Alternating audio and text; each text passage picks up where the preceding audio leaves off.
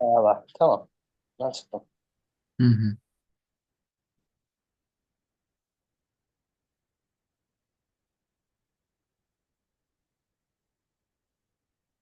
Hı hı.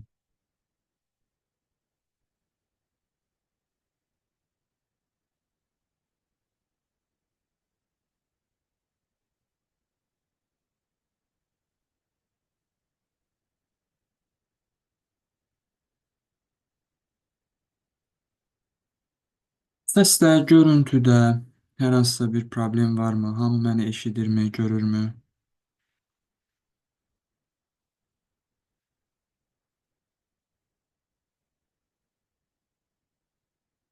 Hı hı. Cavab yoxdur.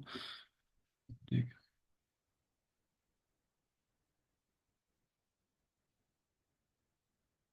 Aha. Bir daha salamlayıram hər kəsi.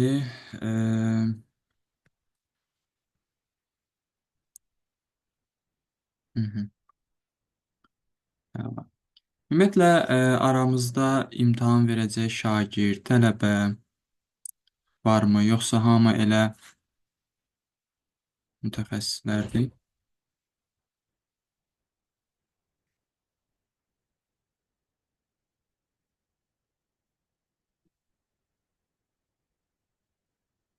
Hı hı. Bəs abituriyent varmı aramızda? Magistra hazırlaşıram. Aha, əla.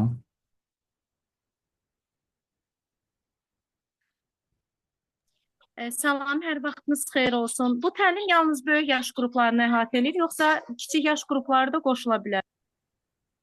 E, Belə deyim, imtahana hazırlaşan daha çox abituriyent, yəni e, 10-11-ci siniflər daha uyğundur, belə deyim. Aha, Əslində aşağı başa yaş düşdüm. qrupları ilə də işləmək olar. E, Sadəcə onlarla onlayn şəkildə nə qədər effekti olar, o biraz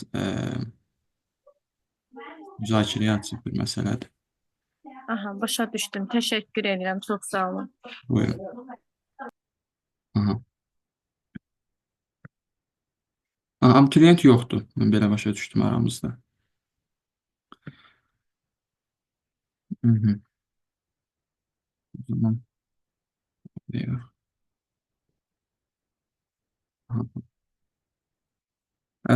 Mövzumuz adından da göründüyü kimi imtahan stresinin idarə olunması ilə bağlıdır. Bu mövzu ətrafında e, müzakirə aparacağıq. Mən öz həm təcrübəmlə bağlı, həm bəzi araşdırmalarımla bağlı sizlə bəzi məlumatları bölüşməyə çalışacağam. Ümid edirəm sizin üçün faydalı olar, həm imtahana hazırlaşan şəxslər üçün, həm də imtahana hazırlaşan e, belə deyim, övladları olan və yaxud da belə uşaqla çalışan mütəxəssis varsa, işində faydalı ola biləcəyini düşünürəm. Ə, Təbii ki, bu sizin işinizdə sizin işinizin 100%lik bir belə deyim, sahəsini əhatə eləmir. Amma kiçik də olsa bir faydası dəyəcəyini düşünürəm. Biz ümumiyyətlə konsultasiyalar zamanı və yaxud artıq terapiya apardığımız uşaqlarla xüsusilə stresin idarə olunması ilə bağlı, yəni tək hələ ki imtahanı qoyuruq qırağa, sadəcə stres yaşayan, təşviş pozuntusu olan, daim həyəcan keçirən, istənilən problemlə qarşılaşdığı zaman stressdən qurtulmağı bacarmayan bir yeniyetmə ilə çalışdığımız zaman müəyyən texnikalardan istifadə eləyirik və bu texnikaları işlədiyimiz zaman ə, biz ilk öncə nəzərə almalıyıq psixoedukasiya məsələsini. Ə, Psixoedukasiya nədir? İlk öncə həmin şəxsin, müraciət edən şəxsin məlumatlandırılması məsələsi. Ümumiyyətlə bu məlumatlandırma çox vacibdir, çünki ə, biz stresslə çalışa bilərik, hətta onu müəyyən qədər azalda bilərik, nəticələr əldə edə bilərik. Amma üzərində çalışdığımız problemin kökünü, ümumiyyətlə bununla bağlı elmi araşdırmaları, müraciət edən şəxsə bildirdiyimiz zaman, məlumat verdiyimiz zaman, qısası fərqindəlik yaratdığımız zaman işimiz daha effektiv olur. Mənim hazırda haqqında danışacağım şey sırf işin məlumatlandırma və bir neçə texnikası ilə bağlı olacaq.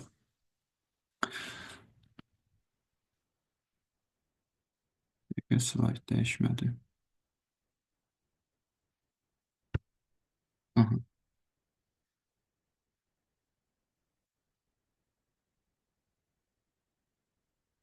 Biz streslə mübarizə aparan zaman, biz yox, daha doğrusu. Neden? Bəli, buyurun.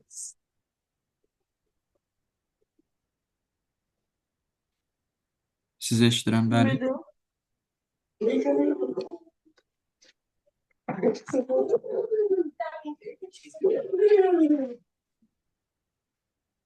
Sizi eşidirəm, Aysu xanım.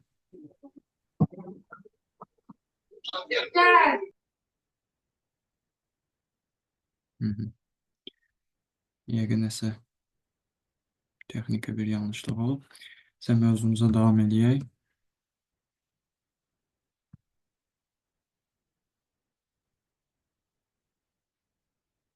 Hı -hı. Olsun. Yeniyetmələrlə, uşaqlarla çalışdığımız zaman əsasən hansı yaş qruplarından başlaya bilərik bu belə deyim, texnikaları işləməyə? Analiz etmə, ətraf aləmi anlama bacarığı olan uşaqlarla, hansı ki 8, 9, 10 yaş üstü uşaqlarla biz bu texnikaları çalışa bilərik, müəyyən nəticələr əldə edə bilərik. Bu psixoedukasiya zamanı ki, biz uşağı məlumatlandırırıq. İlk öncə stres nədir? Stres hansı hallarda yaranır? Stres bizə lazımdırmı? Lazım deyilmi? Hansı hallarda biz stresdən öz gücümüz kimi istifadə edə bilərik və yaxud stresin hansı dərəcədə olması bizim üçün faydalıdır? Bununla bağlı uşaqla ilkin məlumatlandırma apardığımız zaman uşaqda fərqindəlik yaranmağa başlayır və streslə mübarizə aparmaq onun üçün daha asan olur. Bu həm də nəyə görə lazımdır? Çünki belə deyim, təkcə yeniyetmələr yox, insanlar problemlərini həll etməyə çalışarkən hansı ki o mübarizə üsulu seçirlər, o üsulda yanlışlıqlar eləyirlər. Problemlə yox, daha çox özləri ilə mübarizə aparırlar. Yəni zənn eləyirlər ki, tutaq ki, stressdən əziyyət çəkən bir yeniyetmə stressdən qurtulmağa çalışır. Amma fərqində olmadan stresslə yox, əslində özü ilə mübarizə apardığını qıraqdan biz müşahidə eləyirik. Zəhmət olmasa səsləri bağlaya bilərsiniz.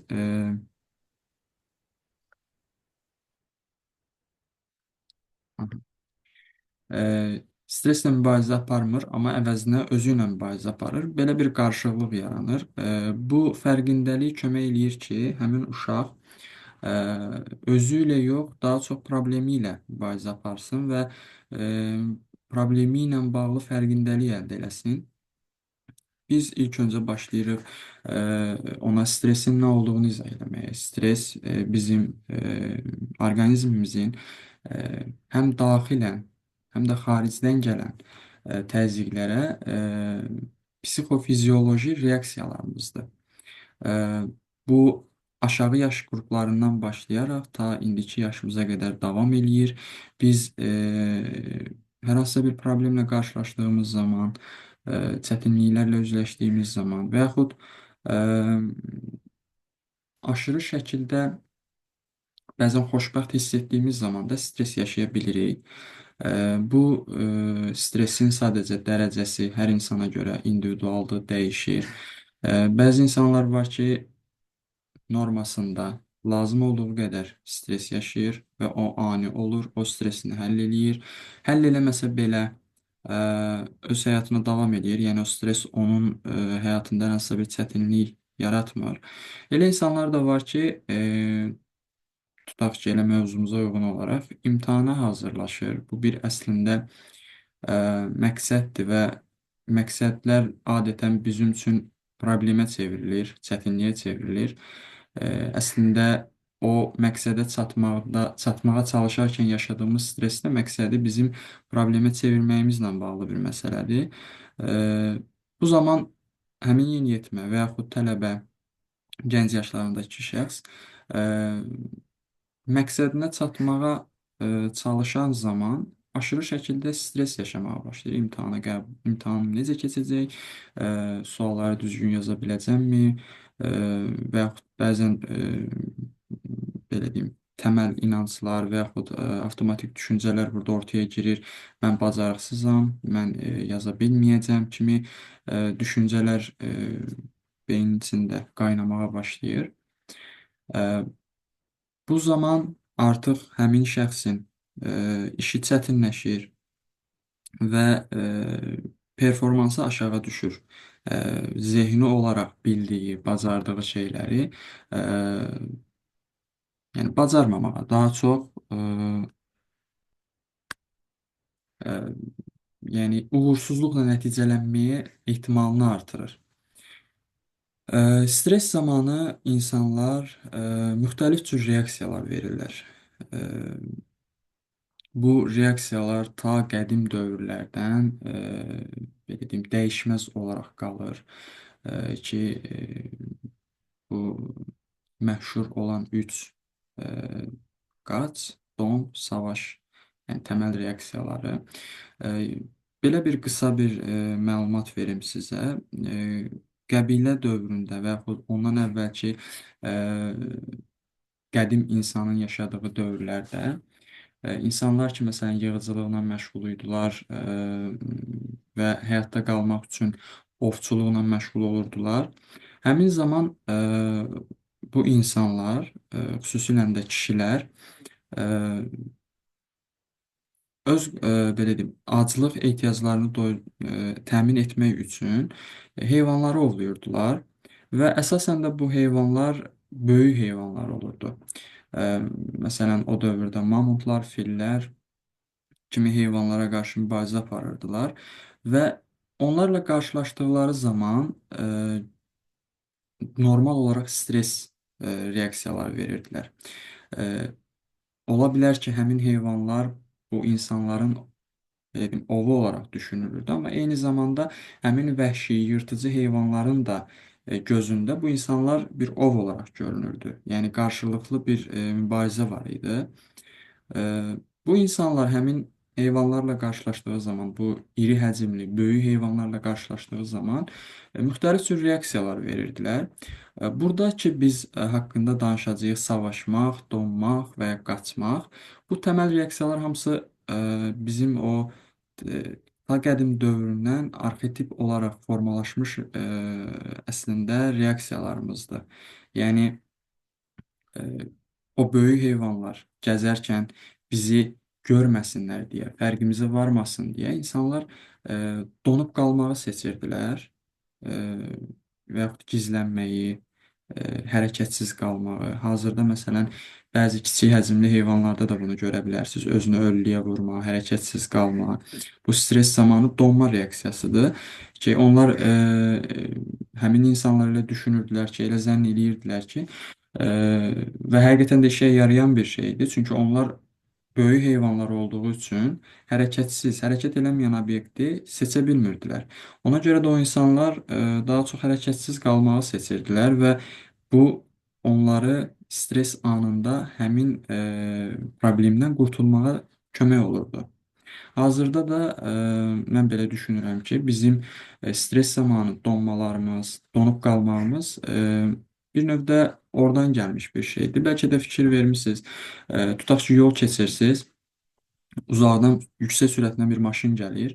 Bəzi insanlar qaçmağı seçirlər. Bəzi insanlar da donub qalırlar, sanki bədənləri kilitlənir və hərəkət eləyə bilmirlər. Yəni təməl olaraq sanki fərqində olmadan beyin sanki o əmri verir ki, biz donmalıyıq, donsaq sanki qurtulacağıq. O maşın dayana bilər ki, biz qurtulaq, amma dayanmasa bizi vurub xəsarət yetirə və yaxud da öldürə bilər. Buna artıq həmin zaman qərar verə bilmir. Ona görə də donmağı seçir. Savaşmaq da eynilə bu reaksiyalardan, təməl reaksiyalardan biridir. Hansı ki, stres zamanı həmin insanlar nizələrdən və yaxud qılınclardan istifadə eləyərək həmin heyvanların üzərinə hücum eləyib, onların özlərini ova çevirirdilər, öldürürdülər və yaxud müxtəlif formada qovmağa çalışırdılar. Bu artıq stres zamanı savaşma reaksiyasıdır. Yəni biz də gündəlik həyatımızda bu reaksiyaları əslində veririk. Ola bilər ki, bu qarşılaşdığımız problemlər bizdən fiziki olaraq nəsə aktivlik tələb eləmir, amma düşüncə olaraq da bu bizdə özünü göstərir ki, məsələn elə imtahana hazırlıq prosesi, məsələn bəzi uşaqlar, yeniyetmələr imtahana hazırlaşdığı zamanlarda elə bu üç təməl reaksiyalardan birini verirlər. Yəni bu şərt deyil ki, ani stres anında biz bunları veririk. Uzun müddətli bir prosesdə də biz bu reaksiyaları verə bilirik. Bəzi tələbələr, bəzi şagirdlər qaçmağı seçirlər. Məsələn, tutaq ki, müəyyən olunmuş bir gündə imtahan var və imtahandan keçməyəcəyini düşünür, bacarmayacağını düşünür və bütün tapşırıqlardan, dərslərdən, hazırlıqlardan imtina edir və qaçır. Əşindən yığaram, qəbul olaram, olmaram, bilmirəm kimi düşüncəsinə qapılır və imtina eləyir. İmtahan prosesində də eyni ilə bu cür davranır. Savaşma reaksiyasını seçən şagirdlərdə və yaxud tələbələrdə də eyni hal yaşanır.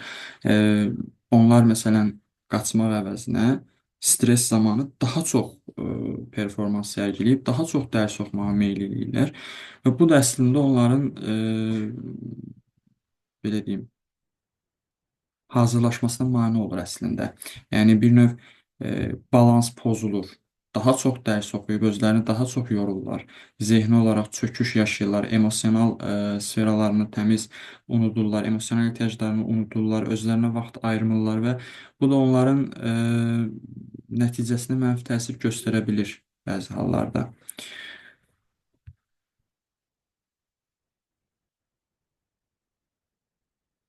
Aha. Stres bizə lazımdırmı? Uşaqlara aşılayacağımız streslə bağlı əsas məsələlərdən biri stresin bizə lazım olub olmaması və nə qədər lazım olub olmadığını anlatmaqdır. E, Məsələn, biz misalı belə gətirə bilərik ki, tutaq ki, bizim yenə imtahana hazırlaşan bir tələbə düşünün və yaxud şagird düşünün. Tutaq ki, önümüzdə 3 ay var və biz 3 aydan sonra imtahan verəcəyik. Belə bir qarşılaşdırma apara bilərik ki, bir tələbə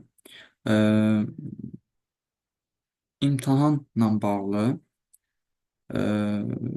bir məqsəd qoyub qarşısına və imtahana girəcək, qəbul olacaq və yaxud olmayacaq bundan bağlı bir düşüncəsi yoxdur. Sadəcə imtahana hazırlaşır. Amma o qədər də bu onun necə deyim sizə, buna takıntı halına gətirməyib, yəni ilişməyib, orada qalmayıb. Sadəcə bəzən dərslərə girir, bəzən girmir, ötürür, laqeyd yanaşır, stres keçirmir. Yəni bununla bağlı hər hansısa bir həyəcanı, təşvişi, qorxusu, qayğısı yoxdur. Və həmin uşağın ki, hansı ki laqeyd yanaşır, imtahanda yüksək nəticə yığma ehtimalı nə qədərdir? Təbii ki, bu uşağın potensialından asılı bir məsələdir, amma çox hallarda belə uşaqların imtahandan nəticə alma ehtimalı, yüksək nəticə alma ehtimalı çox aşağıdır. Çünki rahatlıq bizə məsuliyyətsizlik gətirir bəzən və bu da bizim nəticələrimizi aşağı salır. Eynilə biz yenə başqa bir uşaq imtahana hazırlaşır, amma bu imtahanla bağlı o qədər özünə məsuliyyət yükləyib, düşüncələr onun beynində sanki qazan kimi qaynayır və çox həyəcanlıdır, stres keçirir, nə edəcəyini bilmir. Bunun əvəzinə daha çox dərs eləyir, bayaq dediyimiz o misalda, daha çox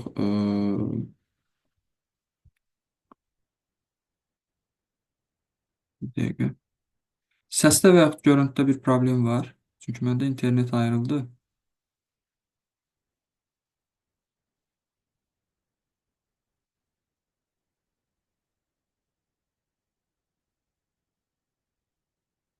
Aha, yəni.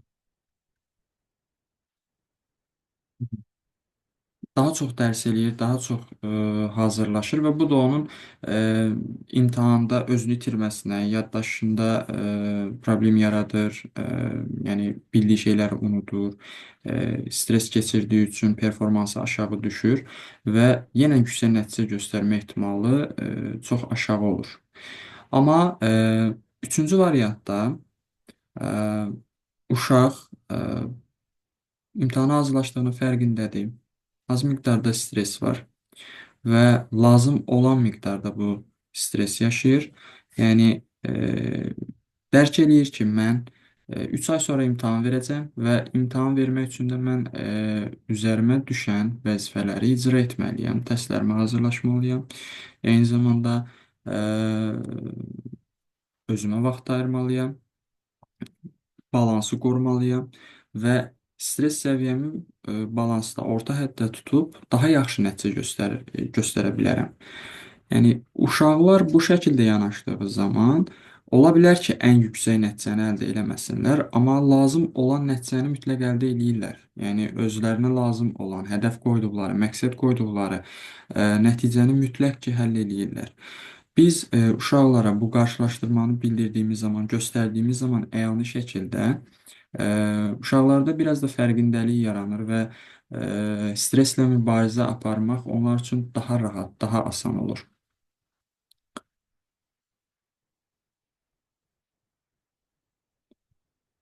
Hı hı. İmtahan stresi zamanı ələ alacağımız ən önəmli məsələlərdən biri valideyn və uşaq münasibətidir.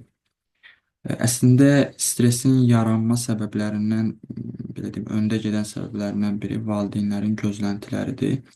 Uşaqlarla işlədiyimiz zaman onların valideynləri ilə söhbətlər aparmaq, maarifləndirmək və gedişatı onlara izah eləməyimiz vacibdir. E, Çünki valideynin uşaq üzərindəki təsiri bizdən qat-qat çoxdur. E, və uşağın həm psixoloji, həm mənəvi, həm sosial inkişafına birbaşa təsir göstərə bilirlər.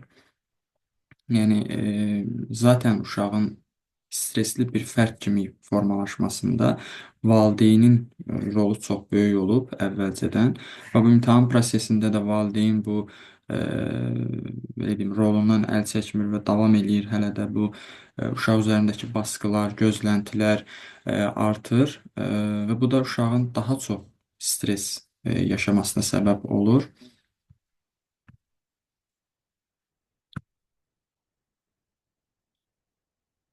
Görüntü hazırda yaxşıdır. Siz donur yazmısınız.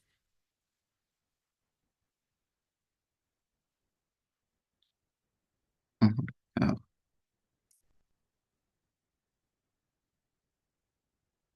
Hı. Daha çox stres yaşamasına səbəb olur. Əgər donma və yaxud səsdə qırıntı olarsa, siz mütləq səs formasında mənə deyin ki, mən çünki mesajı gec görürəm. E, Valideynlə birgə çalışdığımız zaman, valideyni maarifləndirdiyimiz zaman daha yaxşı nəticələr əldə edə bilərik. Çünki yenə deyirəm, valideynin uşaq üzərindəki təsirləri çox böyükdür. Əsasən nələr olur? Yüksək bal yığmalısan, məsələn, filan kəsin uşağı filan qədər bal yığdı, sən də yığmalısan. E, Sən mənim seçdiyim ixtisası oxumalısan. Ə, Sən əslində nə bilim başın var amma özün baş qoşmursan, oxumursan, uşağın üzərinə müəyyən məsuliyyətlər yükləyirlər. Ə, Əslində bəzi valideynlər düşünür ki, mən uşağı sıxmıram, sərt davranmıram, amma əslində yumşaq formada da bu psixoloji baskını, təzyiqi göstərmək mümkündür. Bu necə baş verir? Yəni emosional olaraq xüsusən də analar bunu eləyirlər ki, belə deyim, yumşaq formada, sakit şəkildə uşağa gözləntilərini bildirirlər ki, mən səndən yüksək nəticə gözləyirəm və yaxud mən sənə inanıram ki, sən yüksək nəticə gözləyəcəksən. Qıraqdan bu sözlər xoş görünsə də, əslində uşağın üzərində böyük bir məsuliyyət üzərinə böyük bir məsuliyyət yükləmiş oluruq biz bu zaman. Uşaq artıq özü-özlüyündə öz məqsədini kənara qoyub valideynin məqsədinə çatmağa çalışır ki, mənim anam, atam məndən yüksək nəticə gözləyir. Onlar mənə inanırlar. Mən onların etimadını doğrultmalıyam. Onların etimadını doğrultmasam mən onlara layiqli övlad ola bilməyəcəm. Əgər layiqli övlad ola bilməsəm, ə, mən heç bir sahədə uğurlu ola bilməyəcəm. Yəqin ki, onların düşüncəsindəki o insan modeli daha yaxşı insan modelidir. Əgər mən o modelə uyğun bir insan deyiləmsə, deməli yaxşı bir insan deyiləm. Mənim gələcəyim yaxşı deyil. Kimi xırdalığına gedir və bu cür düşüncələrə qapılır. Ki bu da onun stresini artırır əlavə olaraq. Ki biz valideynlərə izah eləməliyik ki, neytral mövqedə qalmağa bacarsınlar. Düzdür, istiqamətləndirmə olaraq, motivasiya vermə məqsədli olaraq daha çox müsbətə köklənsinlər, amma yenə də neytrallıqlarını qoruyub saxlamalıdırlar. Ki uşaq üzərində həm mənfi, həm də müsbət şəkildə baskı göstərməsinlər ki, səndən bizim gözləntilərimiz bu qədərdir, sən inanırıq ki, yaxşı olacaq. Bunun əvəzinə sənin nəticəndən asılı olmayaraq sən bizim övladımızsan. Biz istənilən çətinlikdə, istənilən problemdə və yaxud istənilən xoş günündə sənin yanındayıq və sənin dəyərindən heç bir şey əksilmir.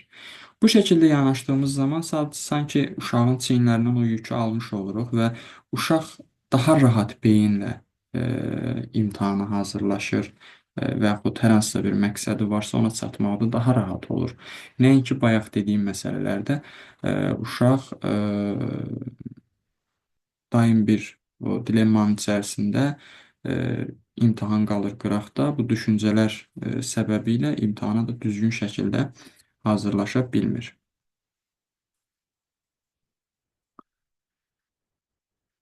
Biz uşaqlarla konsultasiyalar zamanı və yaxud eyni zamanda seanslarda müəyyən texnikalardan istifadə eləyirik ki, mən onlardan 4-ünü bugün sizlə bölüşəcəm. Bunlar əslində sadə görünsə də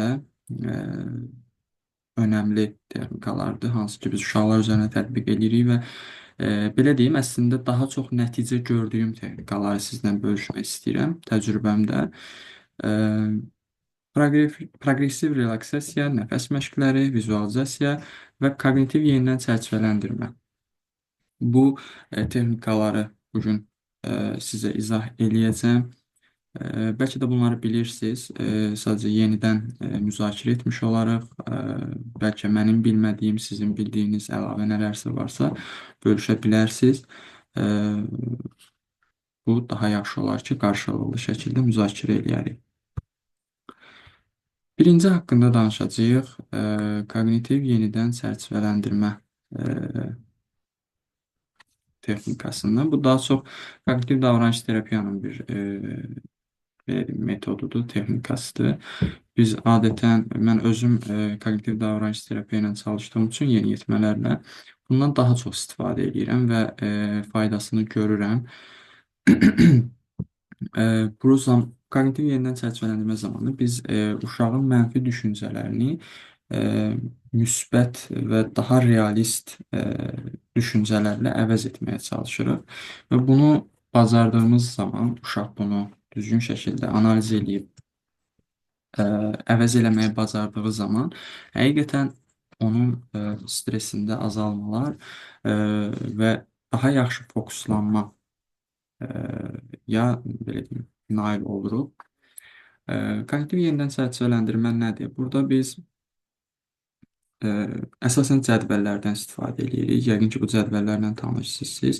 Bizim düşüncələrimiz, hisslərimiz, davranışımız, bizim bu düşüncələrimizi dəstəkləyən düşüncələr və dəstəkləməyən düşüncələr, bunları qeyd eləyir uşaq və daha sonda nəticəsini qeyd eləyir.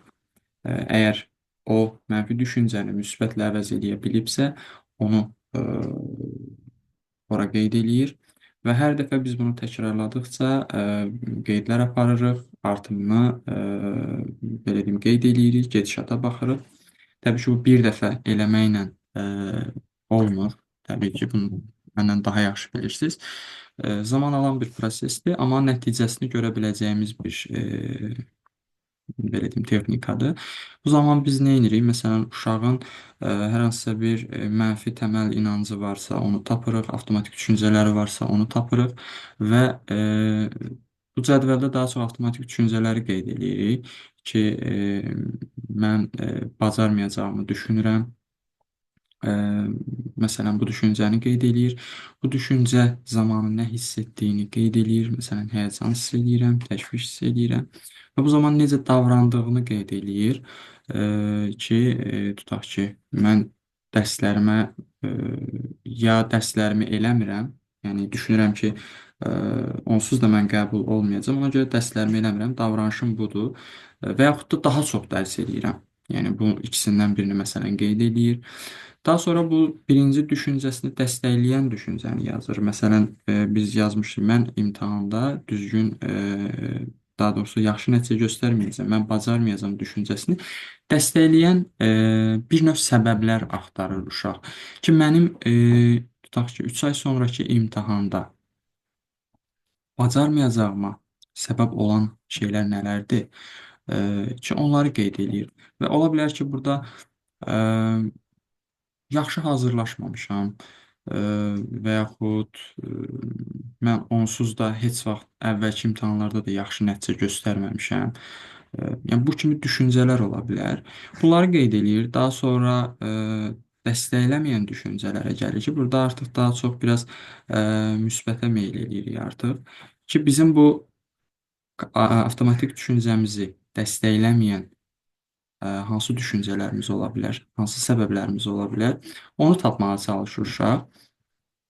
Ki, məsələn, bu ola bilər ki, mən indiyə qədər yaxşı nəticələr göstərməmişəm və yaxud indiyə qədərki dövrdə yaxşı hazırlaşmamışam və bu proses zaten çalışıb əldə olunan bir prosesdir. Yəni, mən əgər indiyə qədər çalışmamışamsa və bundan sonraki 3 ayda, 1 ayda çalışıb yenə nəticə əldə edə bilməyəcəyim anlamına gəlmir. Yəni, cümlə biraz uzun oldu. Yəni, belə qısaltsaq, bu 3 ay müddətində mən əgər daha yaxşı fokuslansam və daha yaxşı çalışsam, əslində nəticə əldə edə bilərəm. Ən azından hazırki nəticəmi əvvəlkinə nəzərən daha çox yüksəldə bilərəm kimisindən bir düşüncə formalaşdıra bilərik. Və bunu davamlı şəkildə etdiyimiz zaman bir müddətdən sonra uşağın mənfi düşüncələri yavaş-yavaş müsbətlə əvəz olunur. Bu daha çox yuxarı yaş qrupları ilə, yəni uğurlu alınır. Xüsusən də 16 yaş və yuxarı uşaqlarla uğurlu alınır. Onlarla etdiyimiz zaman nəticəsini görürük.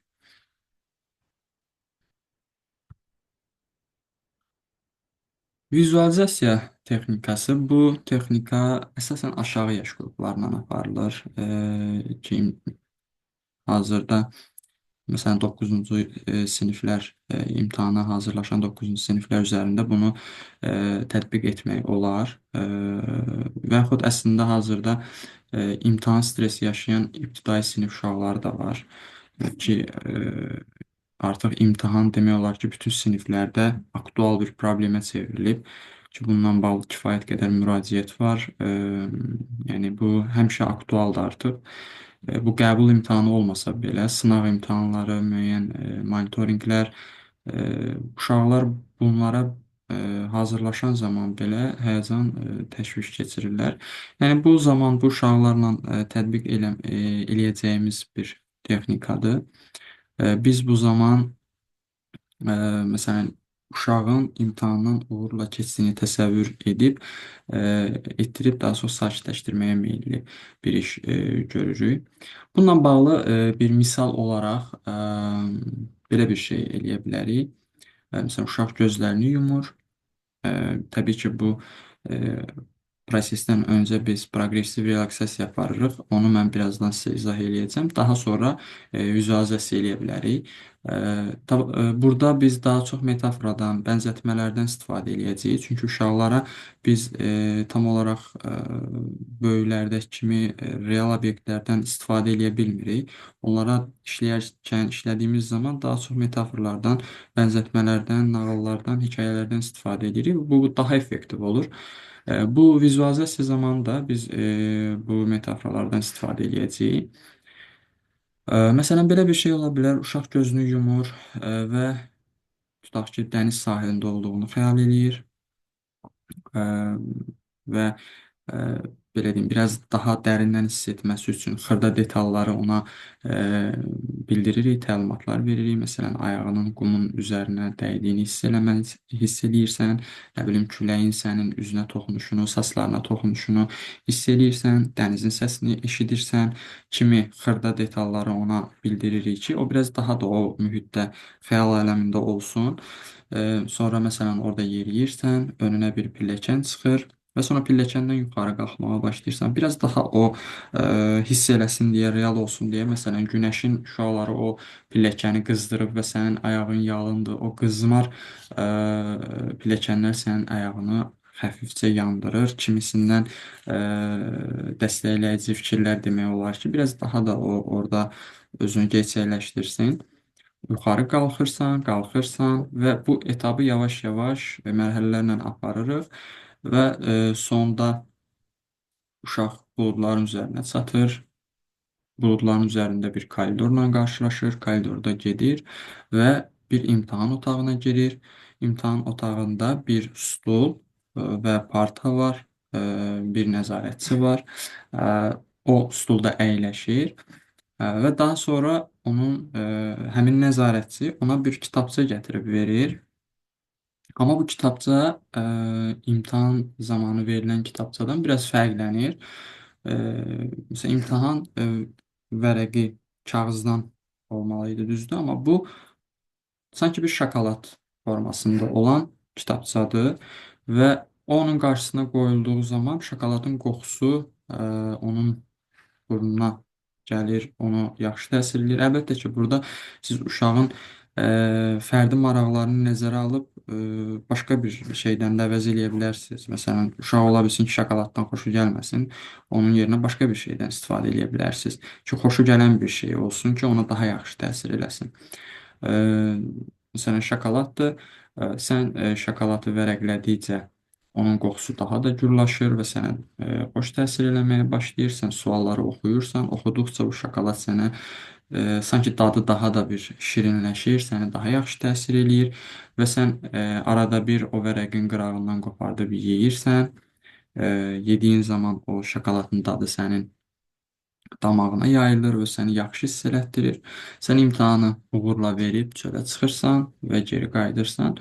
Yəni bu şəkildə canlandırmalarla, metaforik canlandırmalarla vizualizasiya prosesini aparıb bir müddət sonra uşağın yenə də mənfi düşüncələrini müsbətlə əvəz edib stressini azaltmaq mümkündür.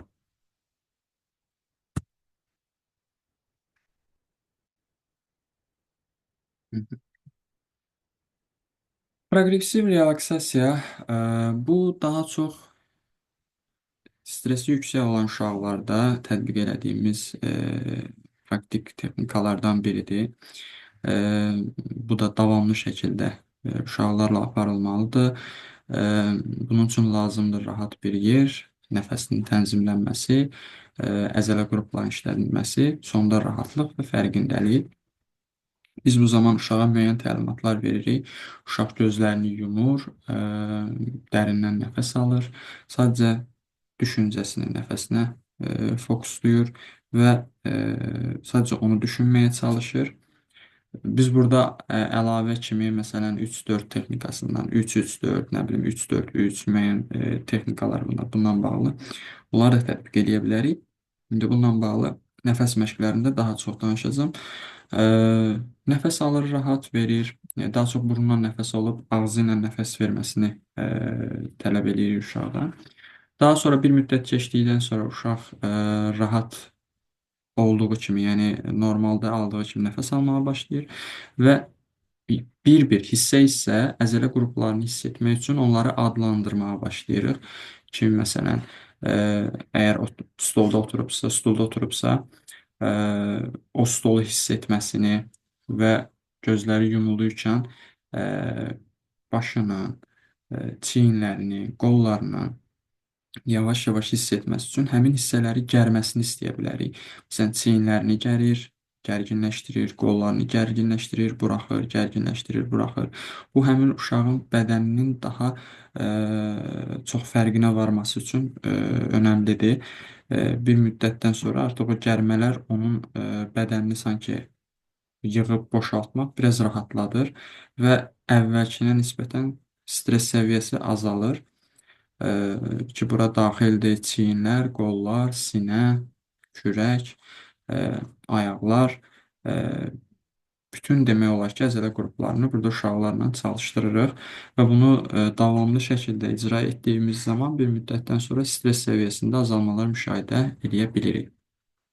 Bunu da daha çox 12-13 yaş üstü uşaqlarla eləmək daha məsləhətlidir. Onlarda daha effektiv nəticə görülür.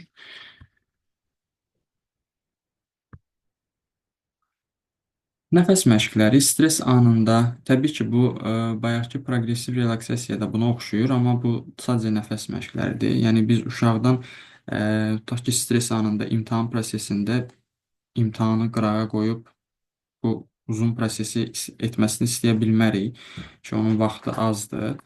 Amma onun əvəzinə daha qısa çəkən, imtahan öncəsi və yaxud imtahan prosesində stres gəldiyi zaman və yaxud hər hansısa bir problemlə qarşılaşdığı zaman stresi atlatması üçün nəfəs məşqlərindən istifadə edə bilər. Dərindən nəfəs alır, gözlərini yumur. Məsələn, burada bayaq dediyim 3-3-4 texnikasından istifadə edir. Məsələn, 3 saniyə dayanmadan nəfəs alır, 3 saniyə nəfəsini tutur, sonra 4 saniyə nəfəsini verir. Bu, onun bədəninin sakitləşməsinə və daha yaxşı fokuslanmasına, diqqətinin bərpa olunmasına müsbət təsir göstərir. Bunu da yenə tapşırıq kimi biz qeyd edirik uşağa ki, hər stres anında və yaxud stresə düşəcəyini düşündüyü zamanlarda bu texnikalardan mütləq şəkildə istifadə eləsin.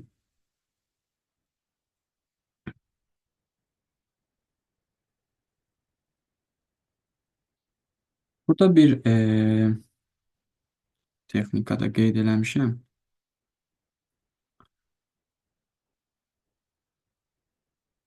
Hı -hı.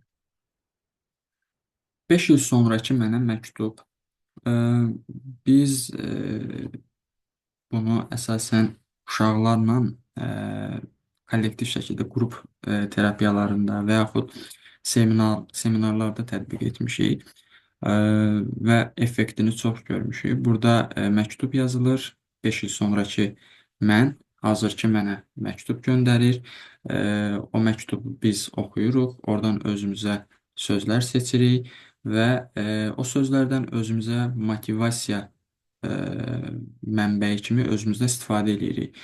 5 dənə məsələn söz seçirik, o artıq mütəxəssisin verəcəyi qərardır ki, məsələn, tutaq ki, uşaq 5 il sonra özünü harda görürsə, həmin şəxs kimi özünə məktub yazır. Bu məktub, belə deyim, sadəcə yazıdan ibarət olmalıdır deyə bir şey yoxdur. Yəni, o bir söz də ola bilər, cümlə də ola bilər, böyük bir mətn də ola bilər və yaxud da şəkil ola bilər. Yəni, heç bir fərqi yoxdur. Biz burada uşağın öz şəxsi seçiminə buraxırıq bunu və bu zaman uşaq rahat şəkildə məktubu yazır. Daha sonra biz uşaqdan həmin məktubu oxumasını və oradan onu müsbət hiss etdirən, xoş hiss etdirən 5 söz seçməsini, əgər şəkildirsə hissə seçməsini istəyirik. Daha sonra o sözlər onun üçün nə ifadə eləyir, nə anlama gəlir, bunun müzakirəsini aparırıq.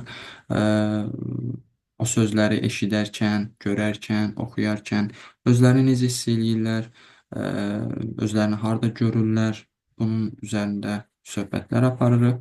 Daha sonra həmin sözlərdən motivasiya mənbəyi kimi istifadə edə bilirik. Məsələn, uşaq həmin sözləri ola bilər ki, ə, gözünün gördüyü, tez-tez qarşılaşdığı bir yerə qoyur və hər dəfə o sözü gördükcə sanki biraz yenidən də motivasiya olur, belə deyim, hədəfinə, məqsədinə doğru və onu daha yaxşı hiss etdirməyə başlayır.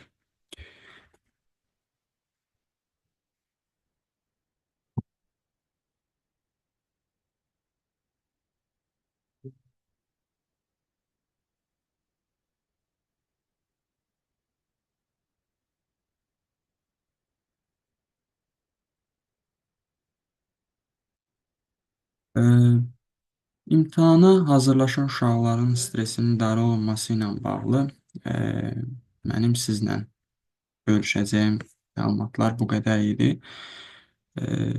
Sualı olan və yaxud bir fikri olan, bölüşmək istəyəcəyi bir şey olan varsa, bir 5 dəqiqəmizi ona ayıra bilərik.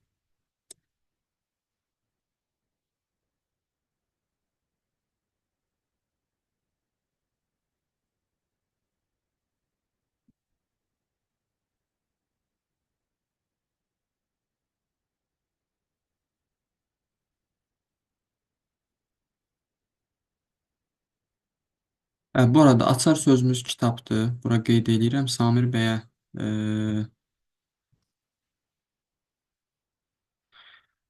kitab sözünü yazarsınız. O sizi sertifikatla təmin eləyəcək. Əgər sualı olan, bölüşmək istəyəcəyiniz bir şey olan yoxdursa, hər birinizə təşəkkür edirəm məni dinlədiyiniz üçün. Ümid edirəm az da olsa bölüşdüyümüz məlumatın sizin üçün faydası olar. Əgər bu slaydı material formasında istəyən olarsa mənə yazarsınız, mən sizə göndərərəm. Belə. Görüşərik hələlik o zaman. Özünüzə yaxşı baxın.